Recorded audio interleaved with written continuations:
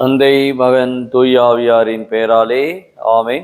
கிறிஸ்து இயேசுவுக்குள் பிரியமான சகோதர சகோதரிகளே, பொதுக்காலத்துடைய 18வது இந்த ஞாயிற்றுக்கிழமையிலே, அதுவும் ஆகஸ்ட் மாதத்துடைய இந்த முதல் ஞாயிற்றுக்கிழமையிலே இன்றைக்கு நாம் அனைவருமே ஒன்று கூடி வந்திருக்கின்றோம். ஆண்டவர் நம் ஒவ்வொருவரையும் இரக்கத்தோடு கண்ணோக்குகின்றார். பலி அல்ல, மாறாக இரக்கத்தையே விரும்புகிறேன் என்று சொன்ன நம் ஆண்டவர் இந்த ஞாயிற்றுக்கிழமையிலே நாம் அனைவருமே பரிவுள்ளவர்களாக, இரக்கமுள்ளவர்களாக, கருணையுள்ளவர்களாக வாழ வேண்டும் என்பதை இன்றைய நாளிலே நம் ஒவ்வொருவருக்குமே ஆண்டவர் இந்த ஞாயிற்றுக்கிழமை செய்தியாக நமக்கு கூறுகின்றார். தாயாம் திருவையானது இன்றைய இந்த நாளை இளையோர் ஞாயிறாக, இந்த ஆகஸ்ட் மாதத்துடைய இந்த முதல் ஞாயிறை இளையோர் ஞாயிறாக நாம் கொண்டாட இன்றைக்கு அழைப்பு கொடுக்கின்றது. ஆகவே இன்றைய இளையோருக்காக இன்னைக்கு நாம் ஜெபிக்க, இளையோர் இன்றைக்கு மாற்றத்தை விரும்புகின்றார்கள். இளையோருக்கான ஒரு விழிப்புணர்வை இன்றைக்கு நாம் அனைவருமே இன்றைக்கு கொடுப்பதற்கு இன்னைக்கு நாம் ஒவ்வொருவருமே கடமைப்பட்டு இருக்கின்றோம். காரணம், இன்றைய இளைஞர்கள் தான் நாளைய தலைவர்கள்.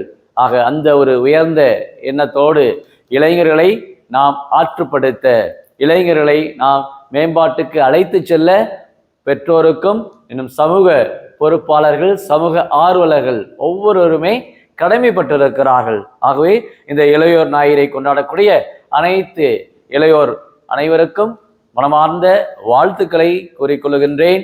ஆகவே இன்றைய நாளிலே ஆண்டவர் அருமையாக இன்றைய முதல் வாசகத்திலே நமக்கு எசாயா புத்தகத்திலிருந்து நமக்கு ஆண்டவர் கூறுகின்றார்.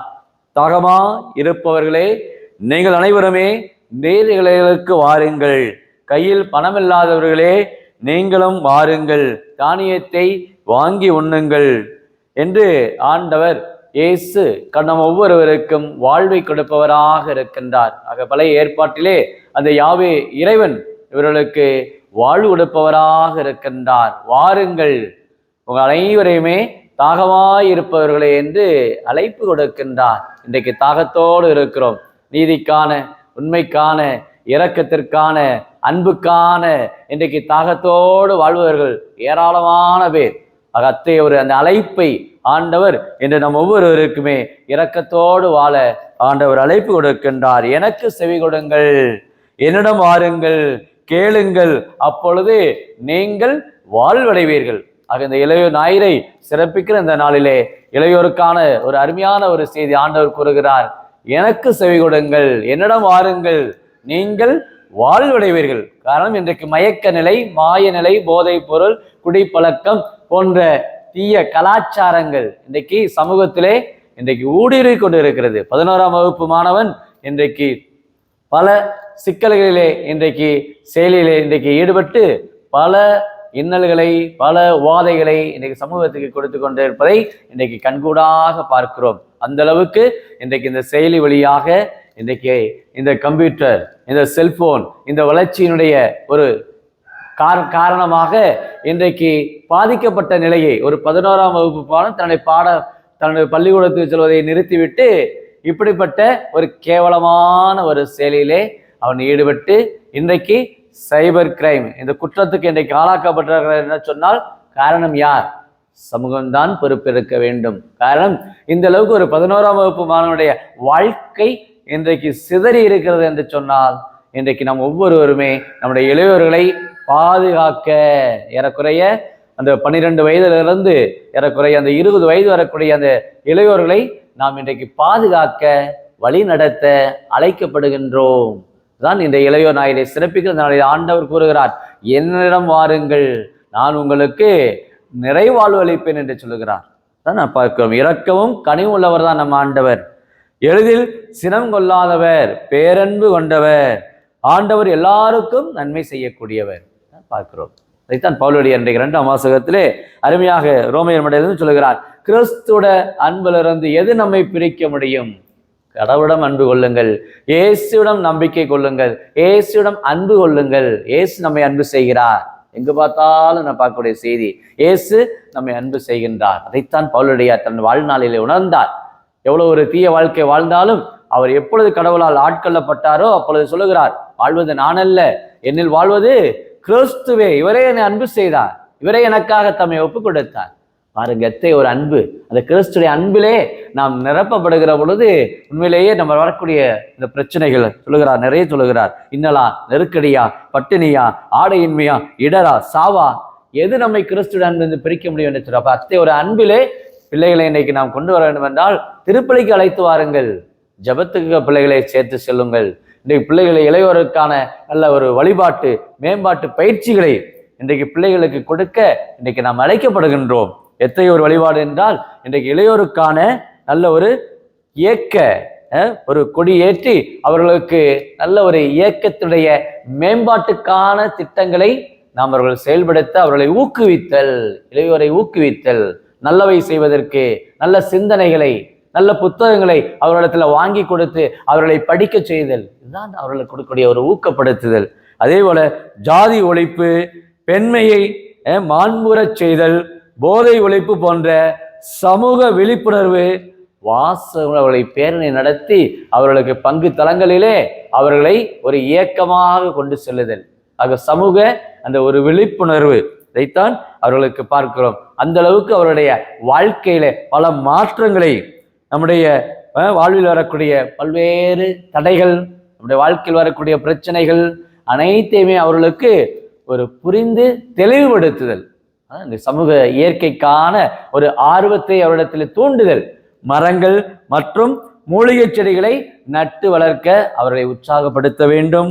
அதே சமயத்திலே பல்வேறு விழிப்புணர்வு பயிலரங்குகள் நாம் பங்குத்தலங்களில் நடத்த வேண்டும்.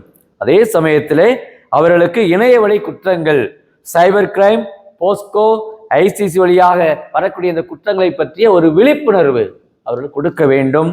அதேபோல போதைப் பொருளுக்கு எதிராக மாபெரும் அவர்களுக்கான ஒரு கண்டன ஒரு கூட்டத்தை இளையோரே அவர்கள் நடத்துவதற்குரிய ஒரு உற்சாகத்தை அவர்களுக்கு நாம் கொடுக்க வேண்டும்.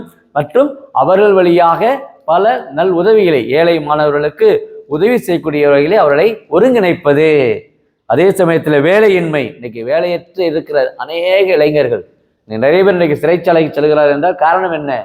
அவர்கள் அனைவருமே வேலை இல்லாத அந்த ஒரு காரணத்தினால் இன்றைக்கு பல தீய செயல்களே இன்றைக்கு இளையோர்கள் இன்றைக்கு ஈடுபடுகிறார்கள். ஆக வேலையின்மை மற்றும் வேலை வாய்ப்பு, இந்த திறன் மேம்பாட்டு அவர்களை நாம் வழிகாட்ட வேண்டும். எங்கெங்கெல்லாம் இந்த வேலை வாய்ப்புக்கான பயிற்சிகள் நடத்தப்படுகிறதோ அங்கெல்லாம் அவர்களுக்கு அழைத்து சென்று ஒரு விழிப்புணர்வு கொடுப்பது, சமூகத்தை பற்றி அக்கறை கொள்வது, மனநலம் மற்றும் மன அழுத்தம், தற்கொலை தடுப்பு குறித்து விழிப்புணர்வு கொடுக்க வேண்டும். இன்னைக்கு நிறைய இளைஞர்கள் மனம் குந்தியவர்களாக இருக்கிறார்கள், தங்களுடைய வாழ்விலே மன உளைச்சலோடு இருக்கிறார்கள், மன அழுத்தங்களோடு இருக்கிறார்கள். என்ன செய்வது என்று தெரியவில்லை.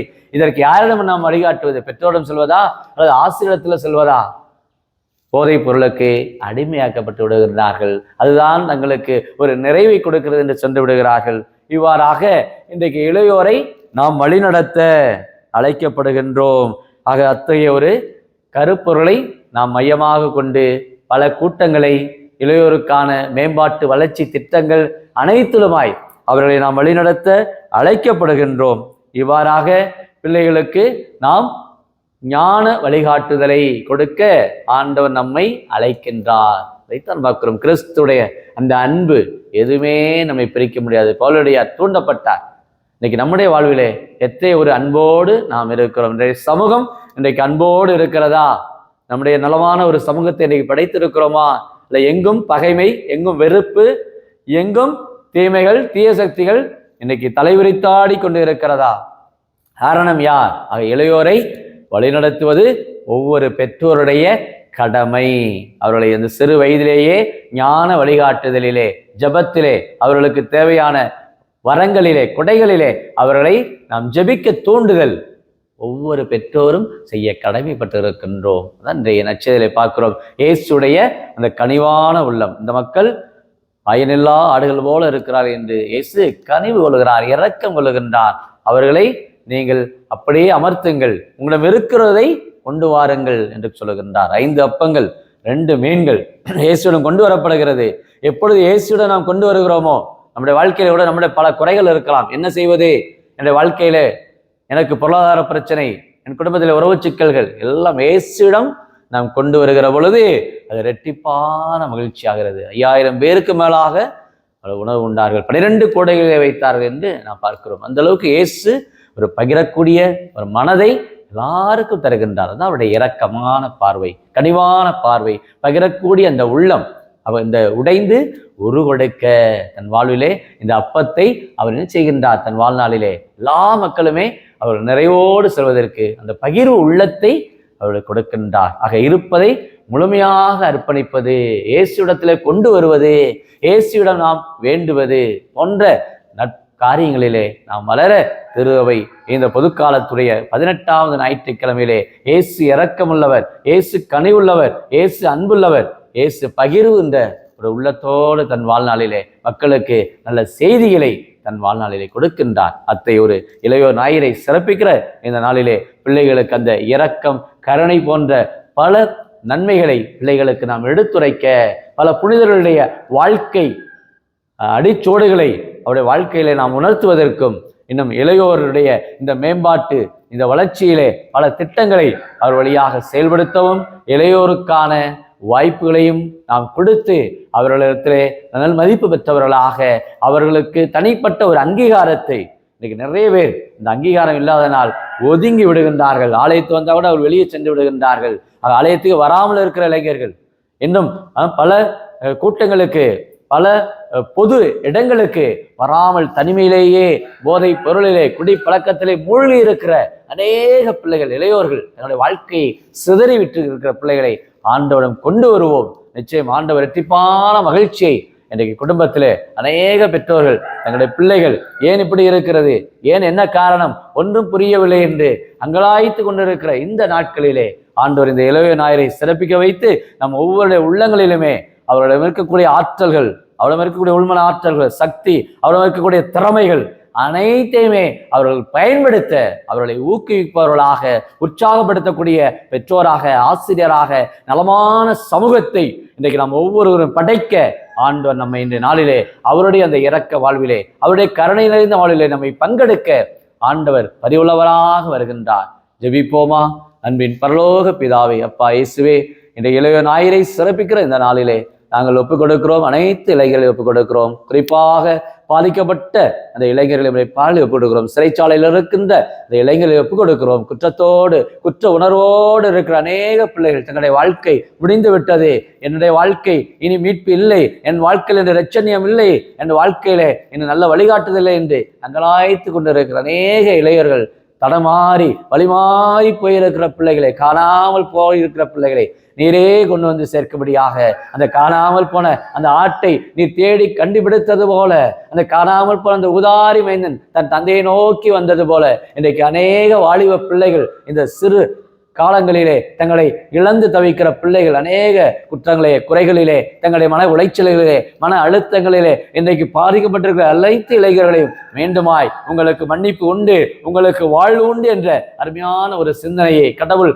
இரக்கமுள்ளவர், கடவுள் மன்னிப்பளிப்பவர், கடவுள் பரிவுள்ளவர், கருணையுள்ளவர் என்பதை அவர்களுக்கு வெளிப்படுத்தும்படியாக இந்த உலக இளைய ஞாயிறை சிறப்பிக்க இந்த நாளிலே அனைத்து இளைஞர்களுமே ஒன்று கூட்டப்பட, திறமைகள், வாய்ப்புகள் அவர்களுக்கு கொடுக்கப்பட தேவையான எல்லா ஆசீர்வாதங்களும் பெற்றோருக்கும், எனும் சமூக பொறுப்பாளர்களுக்கும், சமூக ஆர்வலர்களுக்கும் நல்ல தூண்டுதலையும், உம்முடைய இரக்கத்தையும், உம்முடைய அன்பு வெளிப்பாட்டையும் ஒவ்வொருவருக்கு கொடுத்து நலமான சமூகத்தை படைக்க, இறையாட்சியை நோக்கி ஒவ்வொருவரும் செல்வதற்கு தேவையான கொடைகளை தரும்படி கிறிஸ்து வழியாக உம்மை மன்றாடுகிறோம். ஆமென்.